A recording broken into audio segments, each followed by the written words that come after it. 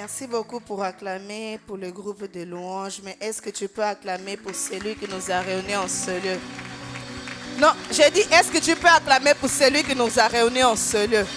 Je suis étonnée que lorsqu'on acclame Dieu, on peut rester encore assis. Je suis étonnée que lorsqu'on acclame Dieu, on ne crie pas. Je suis étonnée que lorsqu'on acclame celui qui nous a donné la vie, on est indifférent dans sa présence.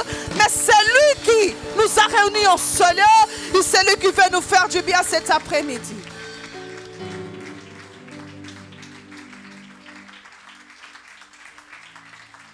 On a terminé de chanter ici. Il m'a étonné. Je déclare que tu rentres dans ta saison d'étonnement. Si tu ne dis pas Amen, moi je dis Amen à ta place. Amen. Et tu vas vivre cela. Que tu rentres dans ta saison d'étonnement. Que lorsque les gens te regardent, ils soient étonnés. Que lorsque les problèmes te regardent, ils soient étonnés. Que lorsque la maladie te regarde, la maladie elle-même, elle soit étonnée. C'est pour cette saison que Dieu nous appelle. Alléluia. Voilà pourquoi le thème de ma message aujourd'hui, c'est la saison de la gloire. Parce qu'on a tellement l'habitude de parler des problèmes, mais il y a aussi une gloire. Au-delà des problèmes, il y a aussi une gloire. Au-delà des circonstances, il y a quelque chose que Dieu veut nous amener. Il y a quelque part que Dieu veut nous amener. Si tu ne dis pas Amen, moi je dis Amen à ta place. Amen. Et tu vas vivre cela. Alléluia. Il y a des gens qu'on va commencer à les imposer les bénédictions. Tu ne veux pas, mais tu vas vivre. Tant que tu es à la bergerie, tu ne veux pas, mais tu vas vivre. Parce que c'est ça l'onction que Dieu nous amène. Alléluia. Vous pouvez vous asseoir. Je suis rentrée déjà dans mon message. Le thème de mon message est la saison de la gloire. Est-ce que tu peux parler à ton frère et ta soeur la saison de la gloire? Non, dis-lui bien la saison de la gloire. Dis-lui bien la saison de la gloire. Il faut qu'il comprenne la saison de la gloire. Alléluia. Je sais qu'il y a une personne qui ne sortira pas de cet endroit de la même façon. Parce qu'il y a une saison où Dieu nous attend. Et cette fois-ci, ce n'est pas la saison de problèmes. Cette fois-ci, ce n'est pas la saison de Covid. Cette fois-ci, ce n'est pas la saison de la grippe. C'est la saison de la gloire de Dieu. Lorsque Dieu a mis cette parole dans mon cœur, comme maman Marceline a l'habitude de dire, j'étais révoltée dans mon esprit. J'ai dit, Dieu, c'est vrai que dans ce monde, on aura des problèmes, mais fais-nous voir aussi ta gloire. C'est vrai que dans le monde, il y a la crise, mais fais-nous voir aussi ta gloire. Amen. Tout d'abord, j'aimerais dire un grand merci à notre Dieu. J'aimerais également dire merci à nos parents spirituels. Je pense à la personne de papa Maurice et de maman Marceline. Que Dieu vous bénisse pour la confiance. Je voulais remercier Dieu pour la vie de mon mari parce que je ne suis pas seule par la grâce de Dieu. Il fut un temps, il fut une saison que je dormais seule. Mais arrivé aussi une saison du mariage pour ma vie. Et je sais que ça sera aussi ton cas au nom de Jésus. Je bénis Dieu pour la vie de tout un chacun d'entre vous. Amen. Vous êtes ma famille et je ne cesserai pas de dire ça. Bergerie, je vous aime. Alléluia. Tu veux que je prêche en français? Bon, reste là, il n'y a pas de souci. Ok.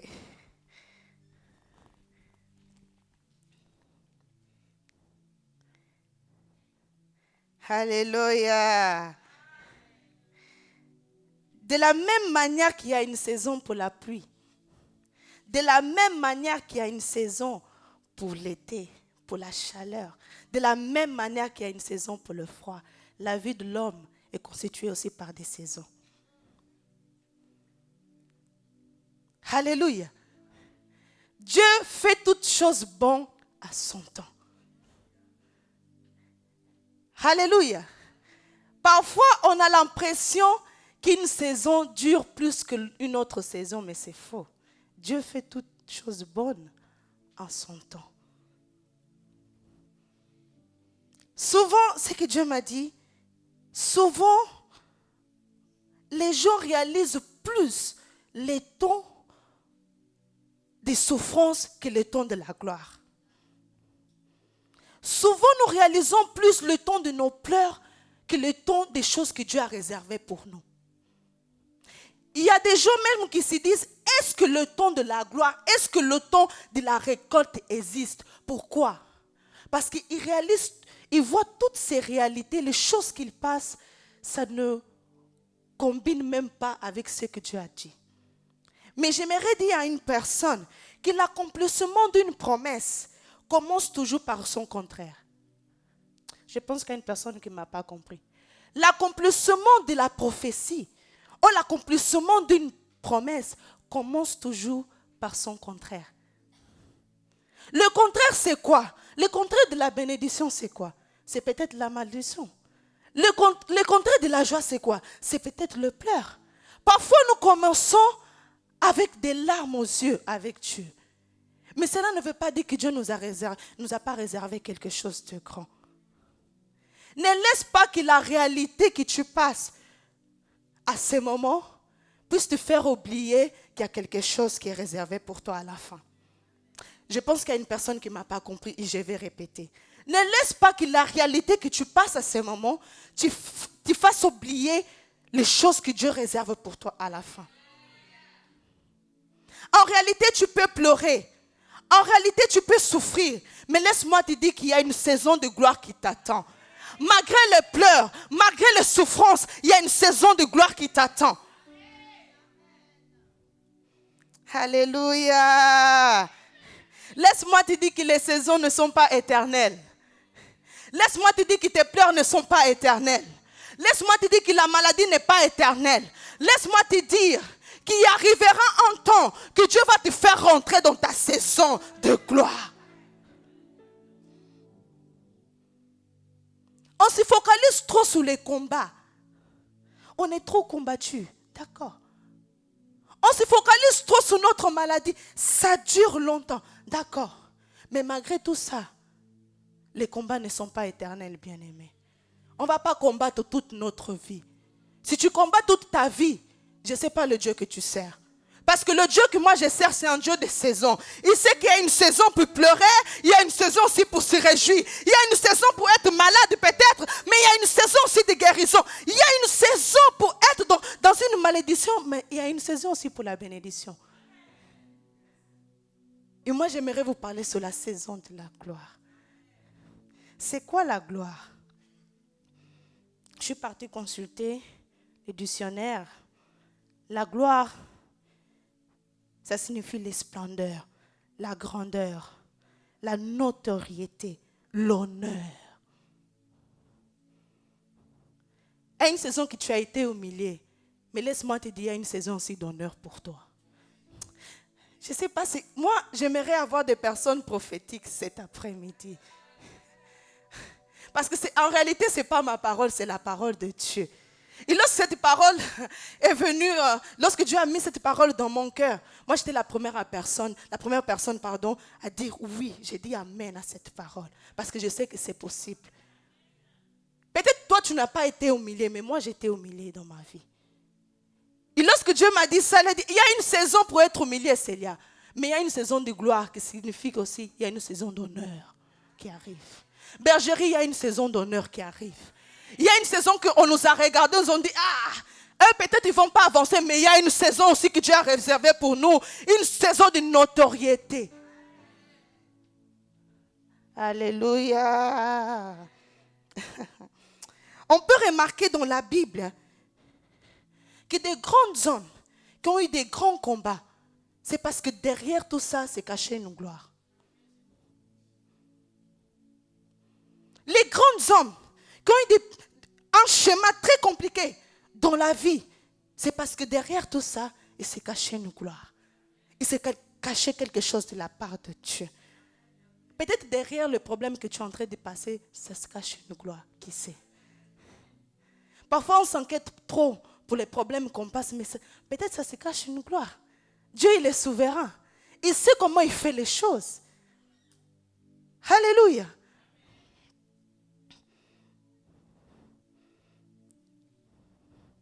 Parfois, Dieu permet certaines situations de nous arriver afin qu'il nous puisse nous préparer pour la gloire qu'il nous réserve.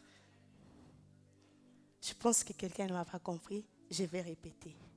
Parfois, Dieu permet certaines situations de nous arriver afin de nous préparer pour la gloire qu'il nous réserve. Parfois, Dieu te laisse traîner 38 ans en Bethesda parce que tu sais, il sait que tu vas te rencontrer avec un homme.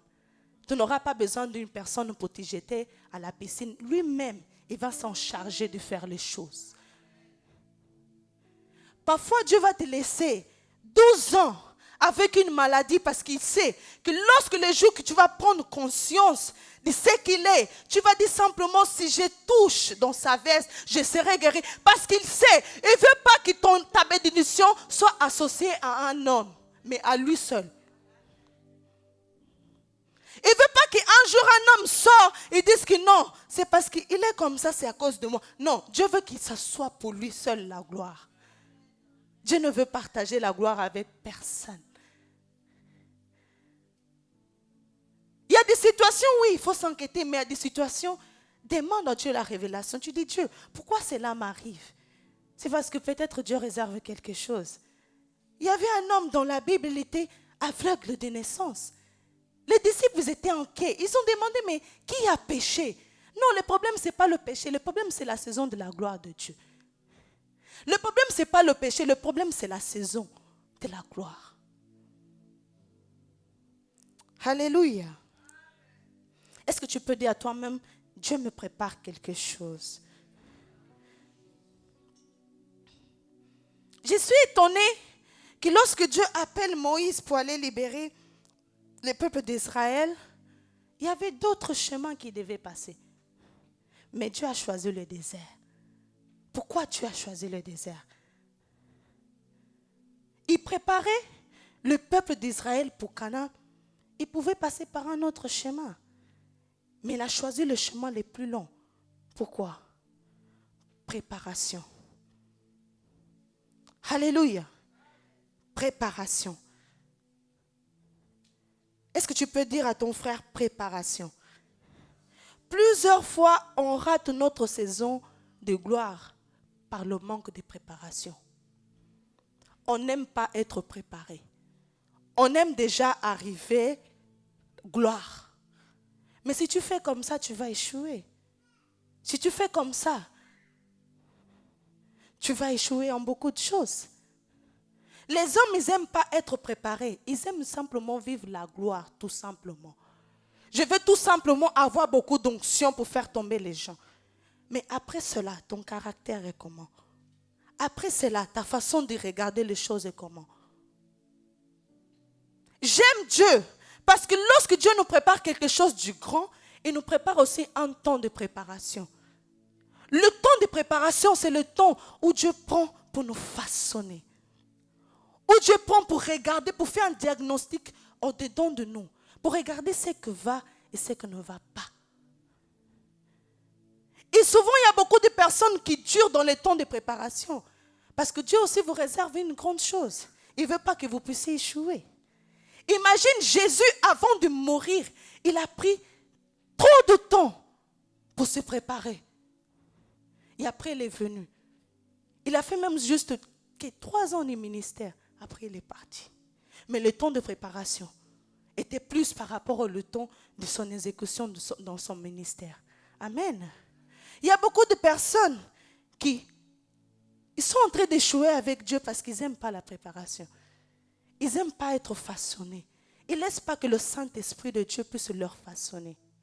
Si tu veux connaître ta saison de gloire, laisse que le Saint-Esprit puisse faire ton travail en toi. Parce que la saison de gloire, c'est une saison où tu ne vas pas être tout seul ou toute seule.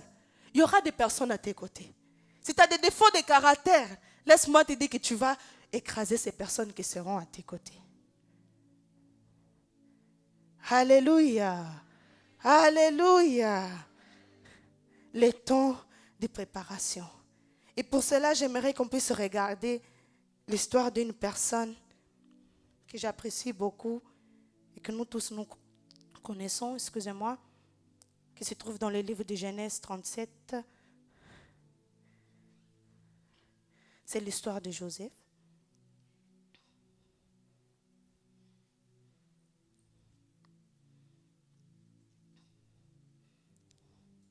Nous connaissons tous l'histoire de Joseph, mais j'aimerais commencer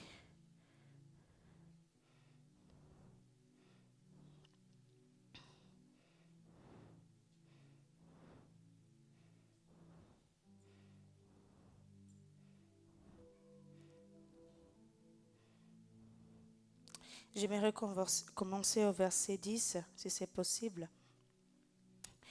Genèse 37, verset 10. Il raconta à son père et à ses frères. Son père lui fit des reproches et lui dit, « Que signifient les rêves que tu as faits? Faut-il que nous venions, moi, ta mère et tes frères, nous prosterner jusqu'à terre devant toi ?» Ses frères lui montraient de la jalousie, mais son père gardait le souvenir de cela. Les frères de Joseph étaient allés s'occuper du troupeau et de leur père à Shichem. Le troupeau de leur père à Shichem. Je vais passer au verset 20. Ça, c'est les frères de Joseph. Allons-y maintenant, tuons-le et jetons-le dans une citerne. Nous dirons qu'une bête féroce l'a dévoré et que nous verrons ce qui deviendront ses rêves. Amen. Nous connaissons tous l'histoire de Joseph. C'est une histoire que nous tous nous maîtrisons très très bien. Joseph qui était un jeune qui avait la grâce de Dieu de pouvoir avoir des rêves. Et ces rêves ont créé beaucoup de problèmes dans leur famille, surtout au milieu de ses frères. Parce que déjà, de base, la Bible nous dit que Joseph, c'était le fils préféré de son père qui était Jacob.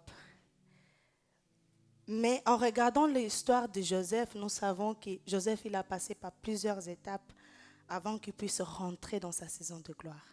Amen. Mais avant que je puisse rentrer dans mon premier thème, j'aimerais juste rejoindre la prédication de notre pasteur du dimanche passé qui disait que Jésus, c'est notre véritable appui. Amen. Parce que Joseph, il faisait confiance à ses frères. Il faisait confiance à son père aussi.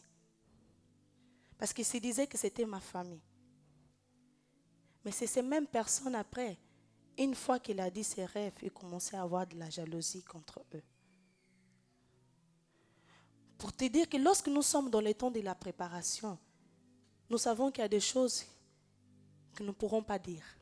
Il y a des choses bonnes à parler, il y a des choses bonnes à garder. Alléluia. Lorsque Dieu t'amène dans une dimension, le Saint-Esprit lui-même, il va conduire même les paroles que tu vas dire ou que tu ne veux pas dire. Pourquoi? Parce qu'il sait que tout ce qui se passe entre toi ou dans ta vie, il y aura un impact. Les paroles qui sortent dans ta bouche, il y aura un impact dans la vie des personnes qui sont à tes côtés et dans ta propre vie aussi. Alléluia. Joseph, il n'avait pas encore peut-être cette maîtrise-là. Il se disait que la première fois, il a rencontré ses rêves à ses frères. Et ses frères, ils étaient déjà dans une position contraire, je peux dire comme ça. Il allait peut-être se dire, j'ai remarqué qu'il a l'atmosphère entre moi et mes frères a changé. Du coup, mon deuxième rêve, je vais éviter de le rencontrer. Il allait peut-être demander que le Saint-Esprit puisse l'aider ou que Dieu puisse l'aider. Mais non, avec peut-être cette joie de que, oui, j'ai une famille, je peux tout rencontrer. Laisse-moi te dire, il y a des choses à ne pas rencontrer, bien-aimé. Il y a des révélations lorsque Dieu te donne. Garde, prie Dieu, lui sait comment faire les choses. Amen. Mais gloire à Dieu, notre Dieu, c'est un Dieu bon. Parce qu'il s'est transformé quand même le mal en bien. Amen. Malgré que nous avons, peut-être Joseph, il a trébuché, il ne devait pas faire. Mais Dieu dit non, je vais utiliser ce même chemin-là pour le faire entrer dans sa saison de bénédiction. Alléluia. Mais que nous puissions demander la maîtrise du Saint-Esprit, c'est très important. Alléluia. Lorsque Dieu te prépare quelque chose, la maîtrise de soi, avec l'aide du Saint-Esprit, c'est très important, bien-aimé. Sinon, tu vas tuer les gens sans te rendre compte.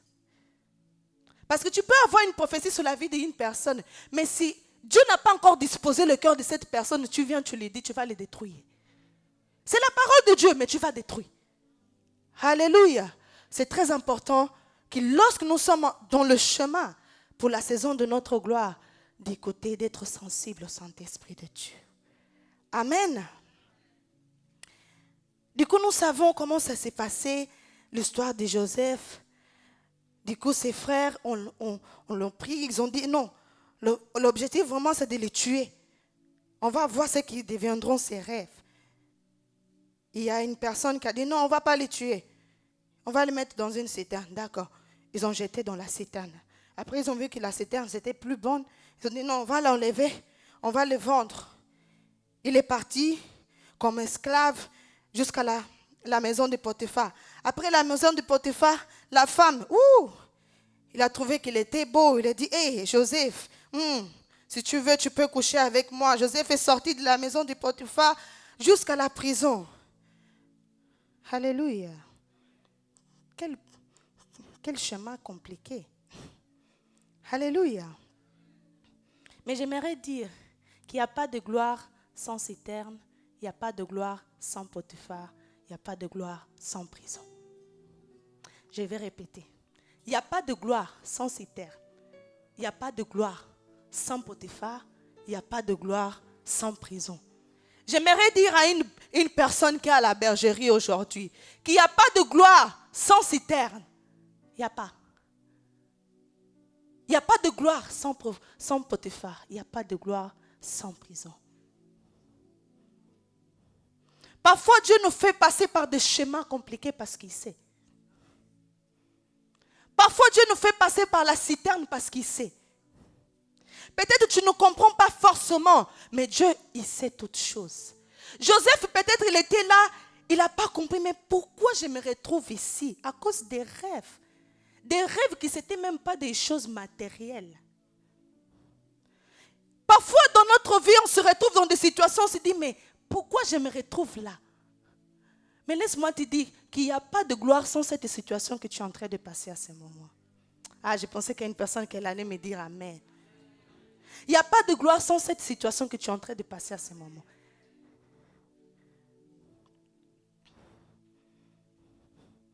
À chaque endroit, Dieu a utilisé pour tailler Joseph. Joseph, c'était le avant-dernier. Hein. Mais la Bible même lui dit que c'était le fils préféré de son père. Imagine, tu es le fils préféré de ton papa. Ça veut dire que tout est à toi. Il y avait des caractères que Joseph, il devait laisser avant de rentrer chez Potiphar. Sinon, toutes les offertes que la femme de Potiphar allait lui donner, il allait accepter. Mais dans la citerne, dans la condition qu'il est arrivé chez Potiphar, il a compris que non, si j'ai sorti de la citerne, c'est parce qu'il y a quelqu'un qui a été fidèle pour moi. Et moi, je dois être fidèle pour lui aussi. C'est dans la citerne que tu reconnais la fidélité de Dieu. C'est lorsqu'il n'y a personne que tu reconnais la fidélité de Dieu. C'est lorsqu'il n'y a personne pour t'épauler que tu dis que non, Jésus réellement, c'est mon appui véritable. C'est lorsqu'il n'y a personne qui te comprend, une personne qui a la main pour t'aider, pour te faire sortir de là, que tu vas dire que non, si cette personne me sort de là, je dois faire quelque chose. Combien de personnes ont dit ça à Dieu? Dieu, si tu me sors de cette situation, je dois faire quelque chose pour toi.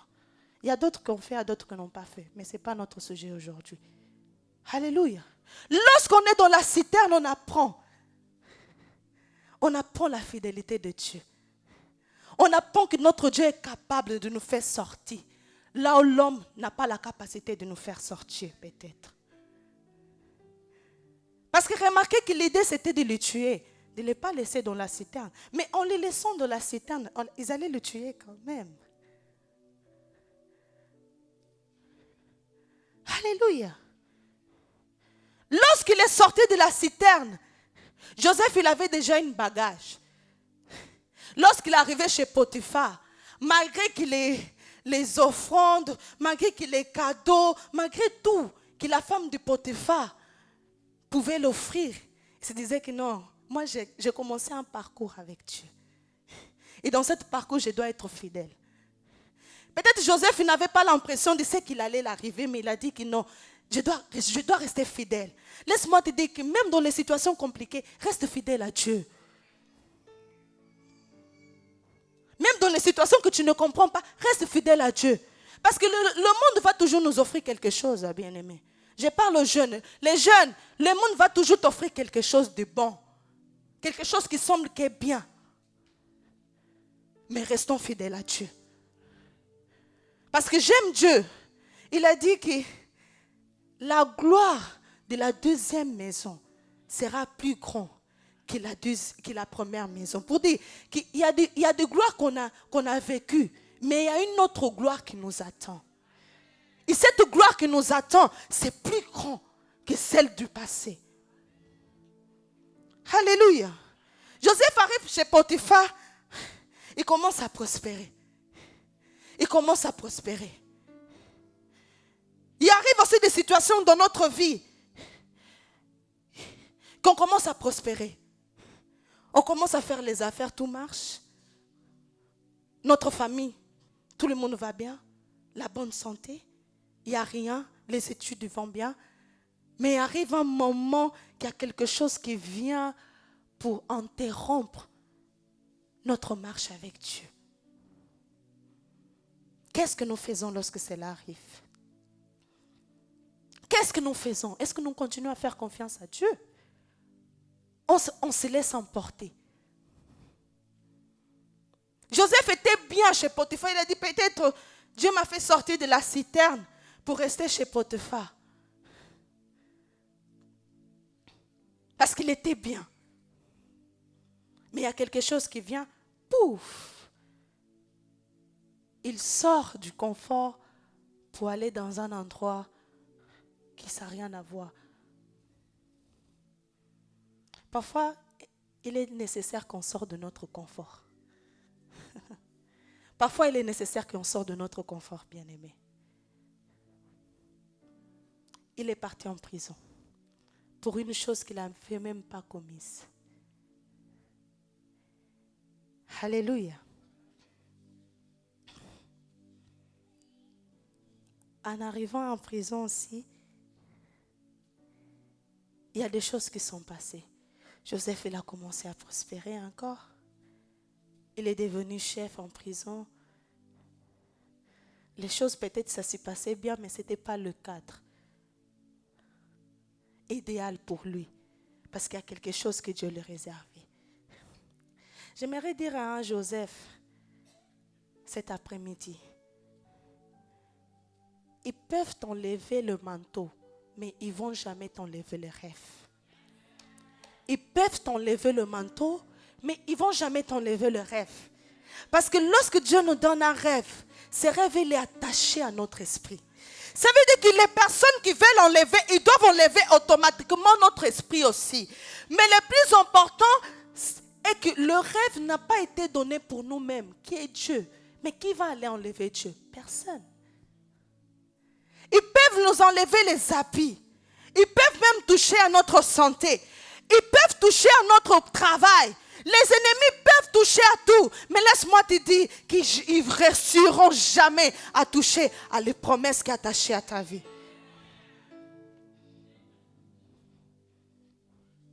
Il y a une parole qui est attachée à toi.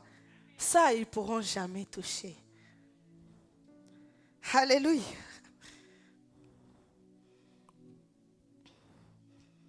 Joseph arrive en prison. Il commence à prospérer, bien sûr, parce que la main de Dieu était sur lui. Mais tout ce que nous apprenons pendant notre temps de préparation, C'est ça qui nous sert de bagage pour la saison de notre gloire.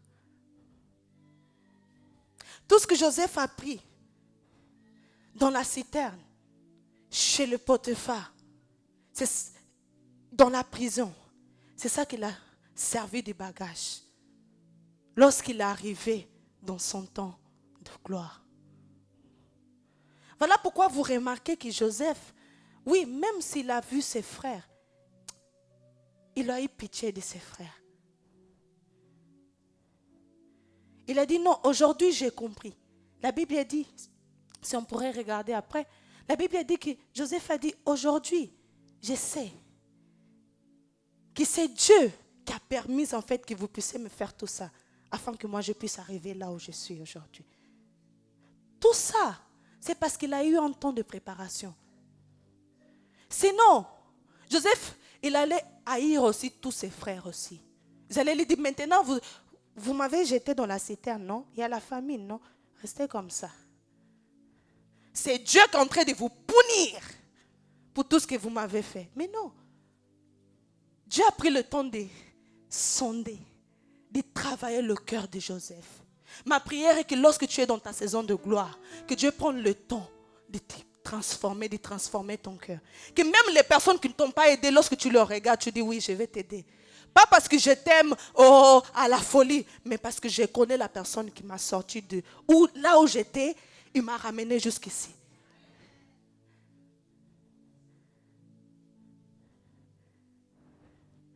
On échoue beaucoup dans notre temps de saison. On retarde vraiment notre saison de gloire parce qu'on n'aime pas la préparation. On n'aime pas être façonné pour Dieu. Alléluia. Dans les versets 20, la Bible dit, allons maintenant, tuons-le, jetons-le dans une citerne. Ça, c'est le frère de Joseph. Mais la Bible dit dans les versets 21, Robin, entendu cela, il a dit, il les a délivrés de leurs mains. Il a dit, n'attendons pas à sa vie. Il leur dit encore, ne versez pas du sang, jetez-le dans cette citerne qui est dans le désert et ne portez pas la main contre lui. Alléluia.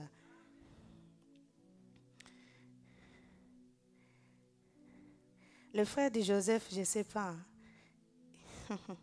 il pensait qu'en tuant Joseph, ils allaient tuer les rêves.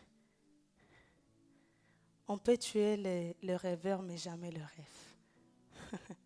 On peut tuer le rêveur, mais jamais le rêve. Alléluia.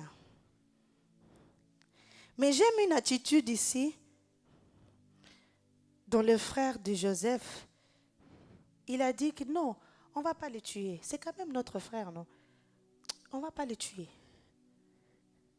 On va simplement le jeter dans une citerne comme ça, et après on verra quoi. Mais ne laisse pas le sang couler, s'il te plaît.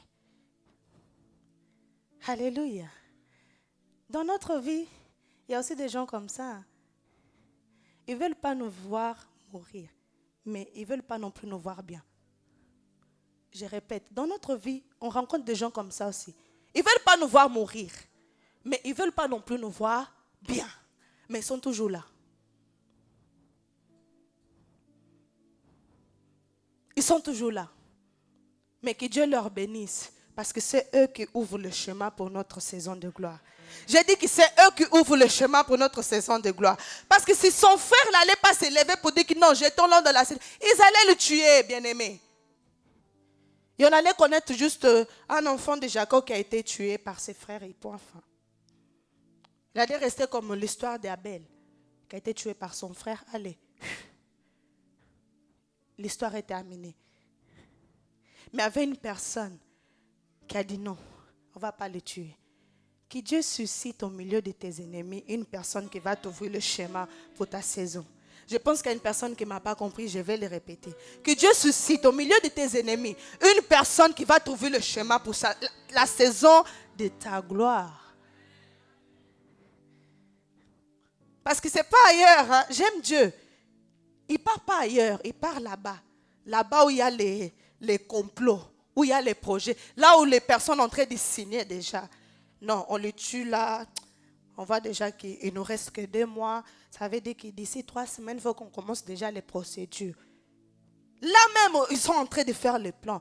Dieu va susciter une personne pour dire, on ne va pas peut-être les tuer, on va simplement lui donner peut-être une maladie. Mais c'est cette maladie qui va te faire rencontrer avec Dieu.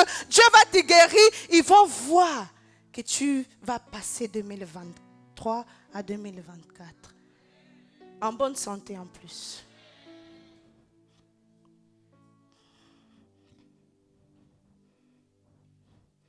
Alléluia. Voilà pourquoi, comme on dit un pasteur, n'haïs pas les personnes qui te parlent mal. Tu vois que les publicités sont trop chères. S'il y a déjà une personne qui te parle mal, c'est parce que tu es une star pour eux.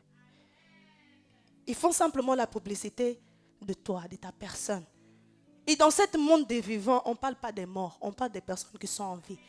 Du coup, si on parle mal de toi, c'est parce que tu es en vie. Réjouis-toi. Au lieu de faire des problèmes, réjouis-toi. Dis-toi que je suis en vie. On ne parle pas des morts ici. Est-ce qu'on parle des morts? Si Jésus, on parle de lui, c'est pas parce qu'il est mort, il est ressuscité, il est vivant. Alléluia. On se fait trop de soucis pour les gens. Continuez à faire les publicités pour nous parce que les publicités sont trop chères. C'est très bien que vous parlez de nous. C'est très bien que vous parlez de nous, mais nous savons que là où nous sommes, c'est la grâce de Dieu. Ce n'est pas une autre chose, c'est la grâce de Dieu. Alléluia. Mais j'aime aussi une chose qui s'est passée avant même que Joseph puisse se retrouver dans la citerne. La Bible dit que lorsque son père l'avait envoyé, ça c'est dans le chapitre 37 au début, la Bible avait dit que son père avait dit, tes frères ils sont à Shichem. Mais pendant la route, Joseph semblait une personne qui était perdue. Il y avait un homme qui s'est rencontré avec lui. On ne connaît pas le nom de cet homme. La Bible a simplement dit que cet homme s'adressait à Joseph. Il a dit, tu cherches quoi? Et Joseph l'a donné. Bon, il a expliqué, ils ont eu une conversation. Il a dit, non, je cherche mes frères qui sont en train de garder les troupeaux de mon père. Il a dit, j'ai vu ton frère dans cette direction-là. Pour te dire que lorsque nous sommes dans la procédure, dans le processus de la saison de notre gloire, il y aura aussi des gens que Dieu va nous envoyer pour nous directionner. Lorsque nous sommes dans le processus pour rentrer dans notre saison de gloire, il y aura des personnes que Dieu va nous envoyer pour nous directionner. Imaginez-vous, si Joseph allait arriver jusqu'à Shichem, il n'allait pas trouver ses frères. Il allait retourner à la maison, il allait s'asseoir.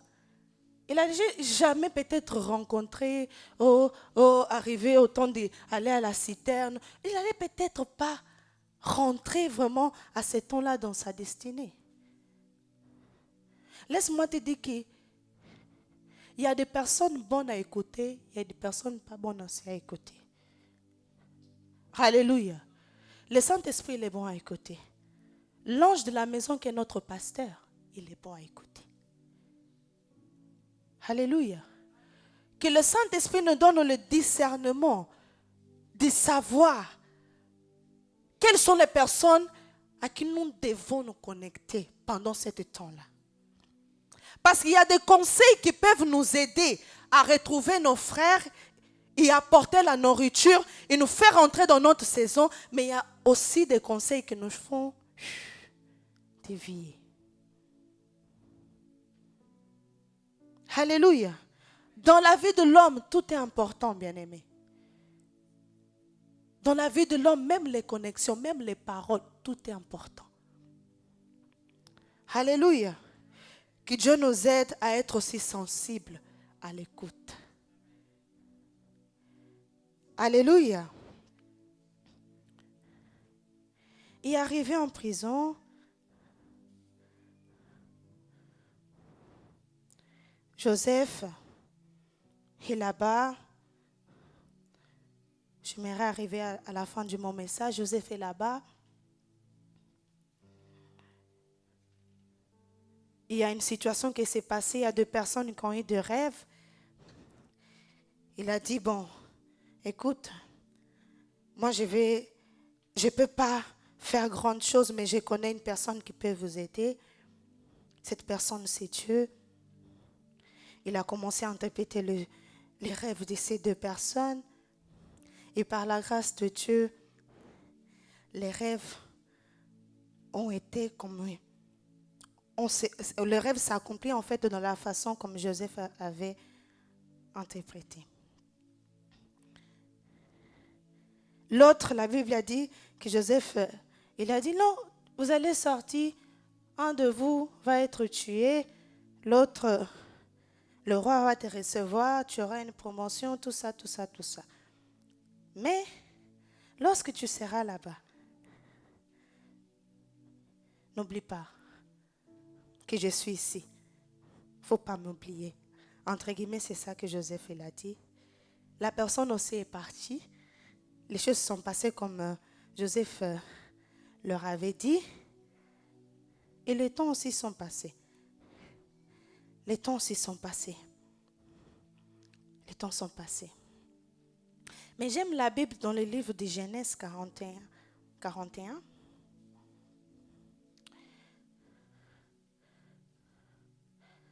La Bible dit dans le livre de Genèse 41, dans son verset 1, au bout des 2 ans, le Pharaon fut un rêve dans lequel s'éteignait bleu du fleuve.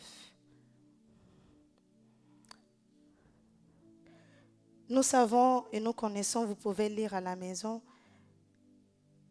les rêves que Pharaon avait eus de cette vache grosse et les vaches maigres. Mais pendant ces temps-là, la personne à qui Joseph il a donné l'interprétation du rêve, il était là. Et la Bible a dit que c'est passé 2 ans encore. Ça veut dire que Joseph il a continué dans la prison 2 ans encore. 2 ans encore. Malgré qu'il était là-bas, il était le chef, mais ce n'était pas le cadre. Et j'aimerais profiter pour dire à une personne, la prison, ce n'est pas ta place.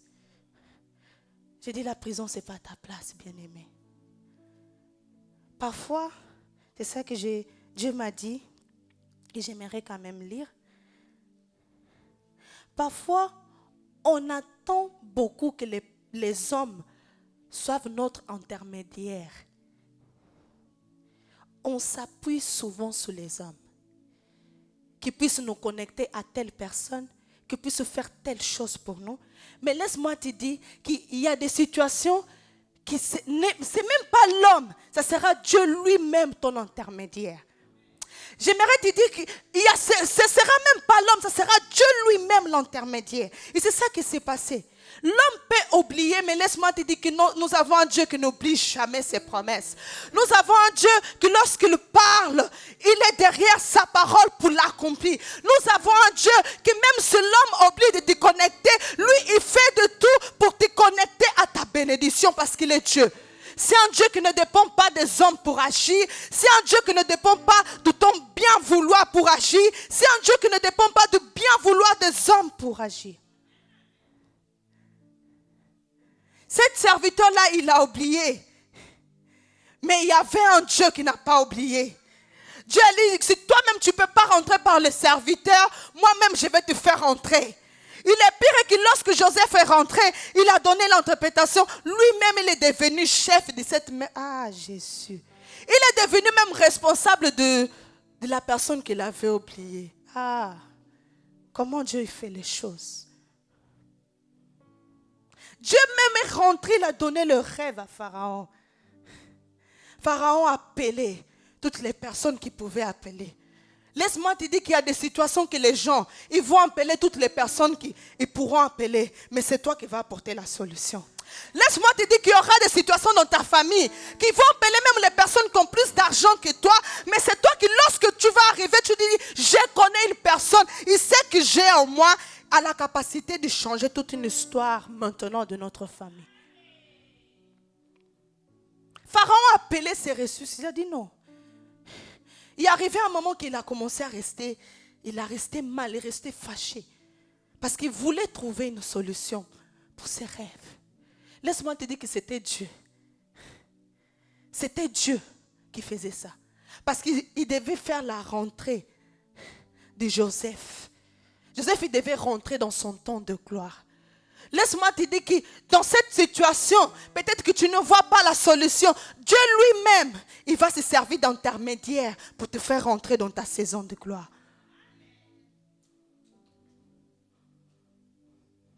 Et Joseph est arrivé, il a donné les révélations. Il a donné les révélations. Il a donné les révélations. Il a dit c'est comme ça, c'est comme ça. Pharaon, il était étonné. Il a dit waouh. Il dit si c'est comme ça, je vais profiter. Toi-même, tu vas être le gouverneur d'ici comme ça. Toi-même, comme tu as compris, on n'aura pas de problème. Laisse-moi te dire qu'il y a des situations, il y a des endroits que Dieu va t'amener, que toi-même tu ne vas pas croire. Mais c'est lui qui t'a amené là-bas. Je dis à une personne, si tu ne dis pas amen, moi je dis amen à ta place et tu vas vivre quand même. Je dis à une personne, il y a un endroit que Dieu va t'amener. Je ne sais pas à qui je parle. Il y a un endroit que Dieu va t'amener. Que toi-même tu seras étonné. Comment je suis ici? Mais c'est Dieu même qui a provoqué tout cela afin de te faire rencontrer, de te faire rentrer dans ta saison de gloire.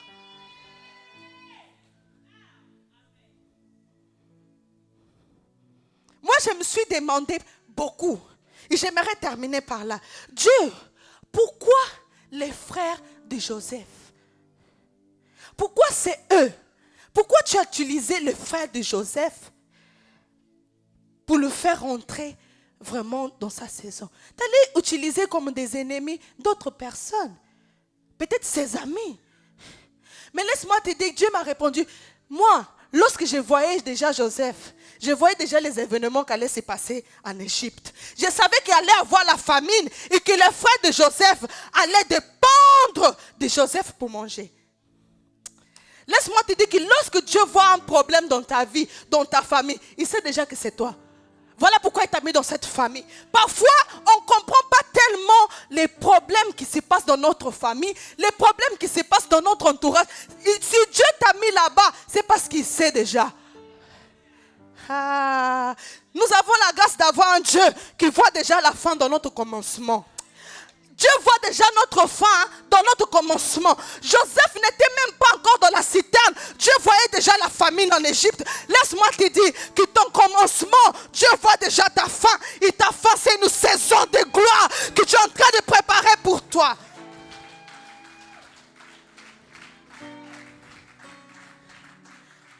Dieu savait qu'il y aura un moment, qu'il y aura des problèmes. Du coup, il faut qu'une personne soit là pour vous aider. Il y aura un moment, qu'il y aura des circonstances. Il faut qu'une personne de votre famille soit là pour vous aider. Nous avons un bon Dieu. Laisse-moi te dire que Dieu ne regarde pas comme nous regardons. Oh, peut-être aujourd'hui tu es en train de te regarder malade, mais Dieu regarde déjà ta faim. Tu es guéri. Peut-être aujourd'hui tu es en train de te regarder que non, j'ai rien, je suis pauvre. Dieu regarde déjà ta prospérité. Dieu regarde. Mais chérie, j'aimerais te dire, peut-être aujourd'hui tu es en train de nous voir que nous, on est locataires. Mais Dieu regarde notre faim. Il sait déjà qu'on est propriétaire. Il sait déjà. Il regarde notre faim.